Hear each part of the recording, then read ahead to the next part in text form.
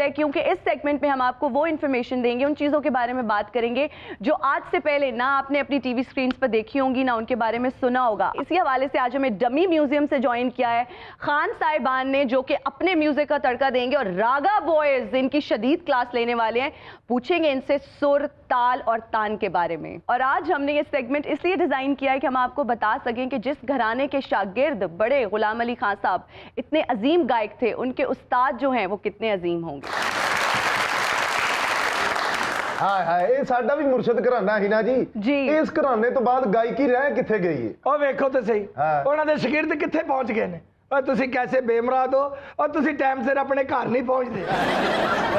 तुसी तकरीबन कूड़ हो और अनकरीब बसीठ लोग। ए भला कूड़ ते बसीठ क्यों कह रहे ने? क्यों जी? ए कूड़ ते बसीठ कह के ए समझ रहे ने कि असि कलाशनकोव दी ना गोलियां मार रहे हैं। जी पता बसीठ किनु कहंदे ने? नहीं गाल हुंदी जे गंदी तुहानू कहण डे जे। हाय हाय मरो, तानू वो कीड़े पैने जेड़े मरूदां च पैंदे ने। पैर छोटे हुंदे ने। सानू वो कीड़े पाउंड आ जेड़े बड़े मजे लैंदे ने अमरूद दे पेड़। सही कह रहे सही, ओ कीड़ा नाल लेके आया जेड़ा असल मताई नाल पाया ना, वेखो ये भी मौला तो पाएगा। असि इस टाइम बंबे तक पहुंच जाना सी जे साडा प्रमोटर ए ना हुंदा ते। मरे बागे तो भी झाड़ा पवा के वापस घल दिंदे ने। ओ शुक्र करो 1300 के फंक्शन कराए हैं, वरना कोरोना में भूखे मरते। लानत ऐसे फंक्शन ते हिस्से करके भी पूरा 100 जेब च नहीं आया। हम मरो कूड़ो, चुप हो जाओ। और साडा मुर्शद घराना साडे कोल बात है। ਅਸੀਂ ਤੇ ਇਹਨਾਂ ਦੇ ਅਦਬ ਦੀ ਨਹੀਂ ਕੁਝ ਕਹਿਣ ਦੇ ਤੁਹਾਨੂੰ। हाय हाय, ਅਸੀਂ ਤੇ रख के बदवा दिए, तामिल फिल्म नालों बहुता दूर जांदा बंदा। ओहो, मैंने इतने बड़े उस्तादों पे सेगमेंट रखे और आप लोगों ने आते ही लड़ाई शुरू कर दी है। हीना जी ਤੁਹਾਨੂੰ ਪਤਾ ਪੜੀਆਂ ਲਿਖੀਆਂ ਗੱਲਾਂ ਨਾ ਕੂੜਾ ਦੇ ਸਾਹਮਣੇ ਕਿਉਂ ਕਰਦੇ ਹੋ? ਓਏ ਕਰਨ ਦਿੰਦੇ ਨੇ ਨਾ ਮੁਰਾਦ। ਬੇਟੇ ਹੈ ਹੀ ਪੜ੍ਹੀ ਲਿਖੀ ਤੇ ਪੜ੍ਹੀ ਲਿਖੀ ਗੱਲਾਂ ਕਰੇਗੀ ਨਾ, ਉਹ ਕਿਹੜੇ ਕਿ ਫਨਕਾਰ ਪਈ ਤੇ ਸੁਰਲੇ ਦੇ ਗੱਲਾਂ ਕਰੇ ਹੋ। ਐ ਭਾਈ ਵੇਖੋ ਮਰਨਾ ਰੋਦ ਸ਼ਰਟ ਇਸਤਰੀ ਕਰਾਉਂਦਾ, ਨੱਕ ਇਸਤਰੀ ਕਰਾ ਕੇ ਆ ਜਾਂਦਾ। अकीना जेड़ा जे ना कूड़ा दा लाड़ा जे। हां यार एडा इजी ना लवो, ये भी बड़े बड़े खान साहब लोग ने। अच्छा जी। और रागा बॉयज ने ना, ए माठा बॉयज ने।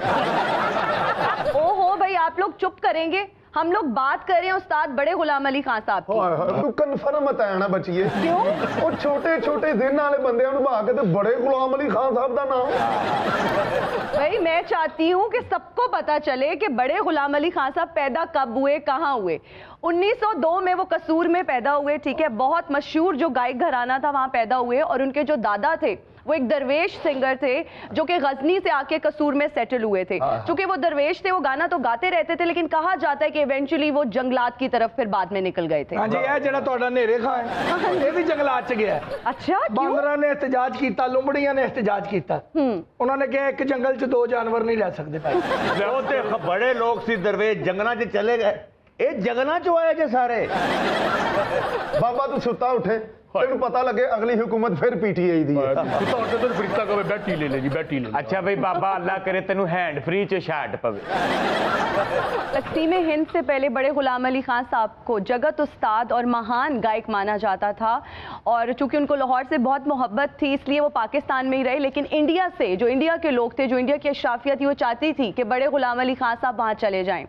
एक और इसी हवाले से बड़ा एक इंटरेस्टिंग इंसिडेंट है, मैं जो चाहूंगी कि आप लोगों से भी शेयर करूं ताकि आप लोगों को पता चले कि बड़े गुलाम अली खान साहब इंडिया क्यों गए।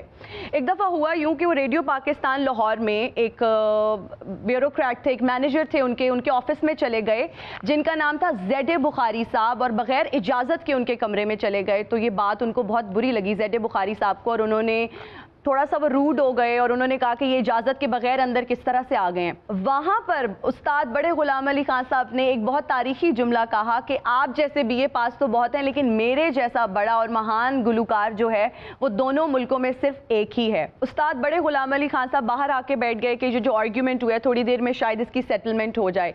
इतनी ही देर में उन्होंने सुना कि ज़ेड बुखारी साहब ने कुछ ऐसे नाजेबा जुमले इस्तेमाल किए उनके बारे में, जो कि सुनते ही उन्होंने ये फैसला कर लिया कि वो इंडिया वापस चले जाएं, क्योंकि हिंदुस्तान से उनकी जो अशराफिया है उनको बुला रही थी और उनकी मुंतजिर थी। और इस वाकया के बाद वो बहरी रास्ते से कराची से बॉम्बे चले गए और इंडिया पहुंचे तो उनको बहुत वार्म तरीके से वेलकम किया गया और वहां पे वो सेटल हो गए। बड़े गुलाम अली खान साहब को ना सिर्फ इंडियन शहरियत दी गई, उनको और भी बहुत सारे पर्क्स से नवाजा गया, बल्कि इसके साथ साथ मालाबार हिल्स में उनको एक बहुत जबरदस्त बंगला भी दिया गया। जी जी बिल्कुल, हिना जहाँ पे लता जी भी वहीं पे रहती थी। हाँ जी, मालाबार हिल में। हिना जी, इन जाहिलों को ये भी बताएं कि गांधी जी ने जब आज़ादी के बाद पहली तकरीर की थी तो उससे पहले किसे गवाया गया था? निर्मल, ये भी एक बड़ा तारीखी वाकया है। गांधी जी की तकरीर से पहले उस्ताद बड़े गुलाम अली खान साहब ने भजन गाने थे, लेकिन किसी रीज़न की वजह से वो लेट हो गए। और जब गांधी जी ने देखा कि बड़े गुलाम अली खान साहब जो हैं वो लेट आने की वजह से थोड़े से शर्मिंदा हैं, तो उन्होंने उनका मूड अच्छा करने के लिए लाइटर नोट पे एक बात की कि मैं बहुत कमज़ोर हूँ, आप बहुत ताकतवर है, मैं तो आपसे लड़ भी नहीं सकता। तो आपको ये नहीं पता हमारे इमरान खान जी ने धरने से पहले किस किस से गाना गवाया, ये याद नहीं आपको? बाबा जी ਤੁਹਾਡੇ ਵਰਗਾ ਬੰਦਾ ਨਾ 12 ਵਜੇ ਤੋਂ ਬਾਅਦ ਅੰਦਰੋਂ ਕੁੰਡੀ ਲਾ ਕੇ ਕੱਲਾ ਹੀ ਨੱਚਦਾ ਹੁੰਦਾ ਤੇ ਮੇਰੇ ਵਰਗਾ ਨਾ ਅੱਜ ਤੇਰੇ ਵਰਗੇ ਖਿੜਕੀ ਚੋਂ ਫਿਰ ਵੀ ਵੇਖਣਾ ਓ ਵਾਹ ਓਏ वाह ओए वाह। और उस फंक्शन में खान साहब की गायकी के बाद गांधी जी ने कहा कि रूह एक बेजान चीज़ है, अगर रूह की कोई चीज़ जो है वो खुराक होती, ग़िज़ा होती, तो वो खान साहब की गायकी होती, म्यूजिक होती। अगर कोई बदरू की खुराक होती तो ऐसे गुलकारों का दिमाग खा जाता। आजकल जवाद साहब आजकल काफी गुलकार ऐसे हैं जिनकी खुद वो खुराक बने हुए काफी आपको डिफरेंट प्लेटफॉर्म्स में नजर आते हैं। सही कह रहे हो, बड़े बदरूआ शर्मिंदा होकर टुर गई हैं, वो पक्के होके गा रहे हैं। डिफरेंट प्लेटफॉर्म नहीं गा साहब, और सामने बैठे जी ਤੁਹਾਡੇ ਇਹ ਦੇਖੋ ਇਹ ਪਰਲਾ बेटा कूड़ ने ताई ने मैं एक हिसाब लाया पुੱਤ ਜੀ ਖਾਨ ਸਾਹਿਬ। पाकिस्तान 'ਚ ਦੋ ਚੀਜ਼ਾਂ ਨਹੀਂ ਰੁਕ ਸਕਦੀਆਂ। ਕਿਹੜੀਆਂ? ਇੱਕ ਮਹਿੰਗਾਈ ਤੇ ਇਹ ਤਿੰਨਾਂ ਦੀ ਜ਼ਬਾਨ ਬਸ। ਨਹੀਂ ਕੂੜ ਨੇ ਕਹਿੰਦਾ ਇੱਕ ਘਰਾਨਾ ਹੈ, ਇਹ ਬੈਠਾ ਬੈਠੇ ਘਰਾਨਾ ਤੁਹਾਡਾ ਵੀ ਰਾਨਾ ਹੈ। ਆਹ ਮਾਰੋ ਹੀਨਾ ਜੀ, ਤੁਹਾਨੂੰ ਪਤਾ ਸਾਡਾ ਕਿਸ ਘਰਾਣੇ ਨਾਲ ਤਲਕ ਹੈ? किस घराने से? ਕਿਰਾਏ ਕੇ ਘਰਾਣੇ से। एक घराना है, एक वीराना है, दरम्यान च जनाना है। क्लासिकल गुलकार ने ते एक क्लासिकल ना कोई इंस्ट्रूमेंट नहीं हैगा, ना सतार, ना तबला, ना तानपुरा, ना सरंगी। और तेरे को है की यार? ਇਹ ਜੇ ਸਰੰਗੀ ਤਾਨਪੁਰੇ ਨਾਲ ਸਰੰਗੀ ਨਾਲ ਵੱਡਾ ਢੋਲ ਲੈ ਤੇ ਜਾ ਯਾਦਗਾਰ ਵਜਾ ਜਾ ਕੇ। ओए तुम किनारी नहीं, ये पार्टा में भी कुल्फियां बेचदा है। ਬਾਬਾ ਜੀ ਤੁਹਾਡੇ ਵਰਗਾ ਬੰਦਾ ਅੱਛੀਆਂ ਗੱਲਾਂ ਸਮਝਾ ਕੇ ਅਗਲੇ ਨੂੰ ਕਹਿ ਰਿਹਾ ਹੁੰਦਾ ਮੈਨੂੰ ਸਕੀਮ ਮੋਡ ਲਾ ਦੀ। ਅਲੀ ਭਾਈ ਉਹ ਜਿਹਨੇ ਗਿਟਾਰ ਫੜੀ ਹੈ, ਤੁਹਾਨੂੰ ਕਸਮ ਗਿਟਾਰ ਇਹ ਚ ਫੜੀ ਦੀ, ਇਹਦੇ ਤੇ ਗੁੱਡੀਆਂ ਲੁੱਟਣ ਵਾਲਾ ਝਾਗਾ ਬੜਿਆ ਹੁੰਦਾ। ਉਹ ਮਰੇ ਕੋ ਹਿੱਲ ਜੁੱਲ ਉਹਨਾਂ ਨੂੰ ਲੱਗਦਾ ਫੋਟੋ ਲੱਗੀ ਤੇਰੇ ਤੇ ਗੁੱਡੀ ਲੁੱਟ ਰਹੇ ਆ। ਅਸੀਂ ਆਪਣੇ ਉਸਤਾਦਾਂ ਕੋਲੋਂ ਬਹੁਤ ਕੁਝ ਸਿੱਖਿਆ ਸੀ ਨਾ। ਅਸੀਂ ਇਹਨਾਂ ਕੋਲੋਂ ਸਿੱਖਿਆ ਕਿ ਪਰਸੋਂ ਦੀ ਰੋਟੀ ਨੂੰ ਪਾਣੀ ਲਾ ਕੇ ਤਾਜ਼ਾ ਕਿੰਜ ਕਰਦੇ। ਇਹਨਾਂ ਦਾ ਉਸਤਾਦ ਤੇ ਏਡਾ ਮਨਹੂਸ ਬੰਦਾ ਹੈ, ਤਾਜ਼ਾ ਰੋਟੀ ਨੂੰ ਹੱਥ ਲਾਏ ਨਾ तो बासी हो जाती। ਬਾਬਾ ਇਹ ਜੁਗਤ ਨਹੀਂ ਹੈਗੀ, ਇਹ ਸਾਇੰਸ। ਸਰ ਜੇ ਸਾਇੰਸ ਹੀ ਹੈ ਨਾ, ਉਹੋ ਜੀ ਜੁੱਤੀ ਉਹੋ ਜਿਹਾ ਮੂੰਹ, ਸਾਇੰਸ ਨਹੀਂ ਦਿਖੀ ਹੈ। ਜਿੰਨਾ ਗੌਰ ਮੇਰੇ ਤੇ ਕਰਦੇ ਨਾ ਘਰ ਦੇ ਕਰੇ ਤੇਰੇ ਹਾਲਾਤ ਠੀਕ ਹੋ ਜਾਣਗੇ।